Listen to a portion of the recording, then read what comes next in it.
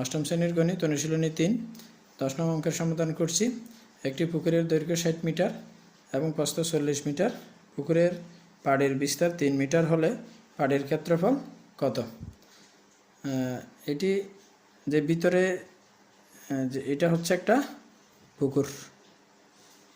পুকুরের লম্বা সাইডটা হচ্ছে দৈর্ঘ্য, অর্থাৎ পুকুরের দৈর্ঘ্য 60 মিটার, পুকুরের প্রস্থ হচ্ছে এখান থেকে এতটুকু 40 মিটার, আর চতুর্দিকে যেটি রয়েছে এটি হচ্ছে একটি পাড় যার বিস্তার হচ্ছে 3 মিটার।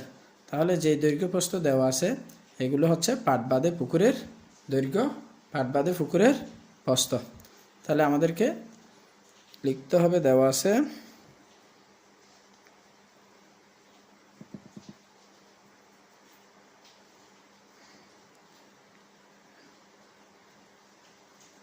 পুকুরের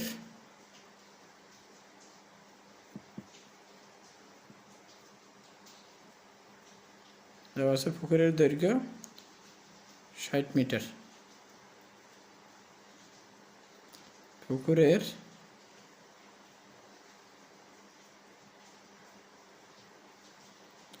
প্রস্থ 40 মিটার। সুতরাং পুকুরের ক্ষেত্রফল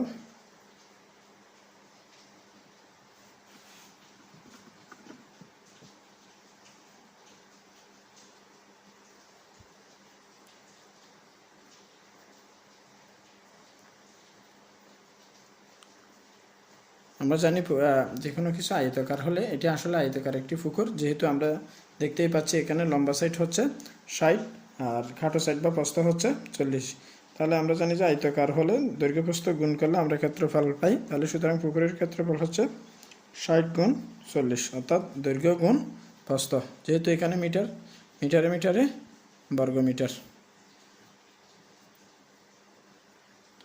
60 আর 40 গুণ করলে 424, 2 শূন্য বাড়াই দিলে 2400 বর্গমিটার, অর্থাৎ 2400 বর্গমিটার। তাহলে পুকুরের যে দৈর্ঘ্য আছে, প্রস্থ দেওয়া আছে, পুকুরের আমরা ক্ষেত্রফল বের করে ফেলছি। এটা হচ্ছে পাট বাদে। এখন আমরা বের করব পাট সহ পুকুরের দৈর্ঘ্য সহ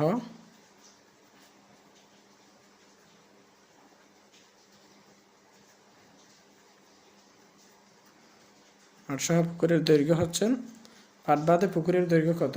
60 মিটার। যেহেতু দৈর্ঘ্য এদিকে বাড়ছে 3 মিটার, এদিকে বাড়ছে 3 মিটার, তাহলে আমরা কয় মিটার যোগ করব? 3 মিটার করে দুই সাইডে বাড়ছে। এই যে এদিকে 3 মিটার, এদিকে 3 মিটার পাট সহ বললে, তাহলে যেহেতু 3 মিটার করে দুই সাইডে বাড়ছে, তাহলে আমাদের দৈর্ঘ্য বাড়ে কত?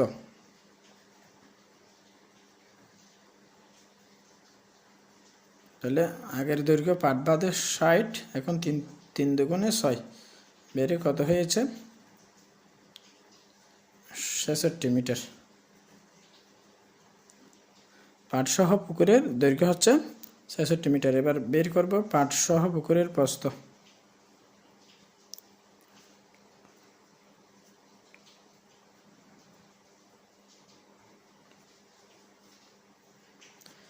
পাট বাদে প্রস্থ ছিল যে 40 মিটার। এবার যোগ করতে হবে, যেহেতু প্রস্থ এটা, তাহলে প্রস্থ এই সাইডে বাড়ছে 3 মিটার, পাট সহ বললে এই সাইডে বাড়ে 3 মিটার, তাহলে দুই সাইডে 3 মিটার করে বাড়ে। 3 গুণ 2 মিটার সমান হচ্ছে 40 যোগ 3 দুগুণে 6 মিটার বা 46 মিটার। তাহলে এটা হচ্ছে পাটসহ পুকুরের দৈর্ঘ্য, আর এটা হচ্ছে পাটসহ পুকুরের প্রস্থ। সুতরাং পাটসহ পুকুরের ক্ষেত্রফল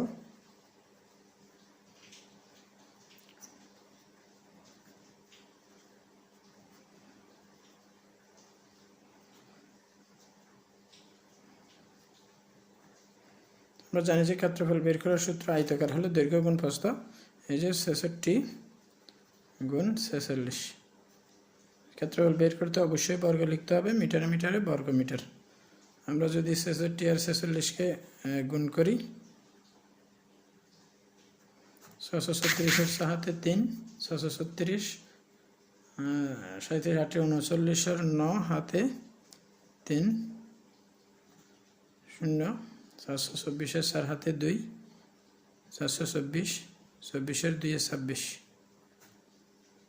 যোগ করলে 6 9 7 13 3 হাতে আছে 1 9 6 3 9 9 রেখে 10 0 হাতে আছে 1 3 অর্থাৎ 3036 পাই।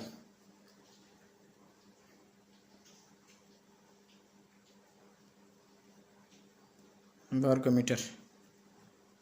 তাহলে এটা হচ্ছে পাট বাদে পুকুরের ক্ষেত্রফল, আর এটা হচ্ছে পাট সহ ক্ষেত্রফল। আমাদেরকে বের করতে হবে পাড়ের ক্ষেত্রফল। আমরা পাট সহ ক্ষেত্রফল থেকে পুকুরের ক্ষেত্রফল বাদ দিলে, পাট সহ পুকুরের ক্ষেত্রফল থেকে পুকুরের ক্ষেত্রফল বাদ দিলে পাড়ের ক্ষেত্রফল পেয়ে যাব। সুতরাং পাড়ের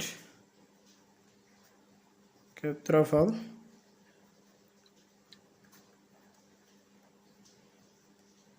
মাইনাস, তাহলে পাটসহ ক্ষেত্রফল থেকে পাটসহ পুকুরের ক্ষেত্রফল থেকে পুকুরের ক্ষেত্রফল বাদ দিলাম, তো বর্গ মিটার। তাহলে 3600 থেকে আমরা 2400 যদি বাদ দিই, 6 3 10 আছে 10 থেকে 4 বাদ দিলে 6 2, তাহলে হচ্ছে 636 বর্গ মিটার। অর্থাৎ এটি হচ্ছে পুকুরের পাড়ের ক্ষেত্রফল। উত্তর হচ্ছে এটাই।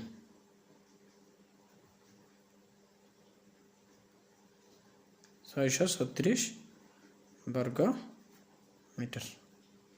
ধন্যবাদ সবাইকে।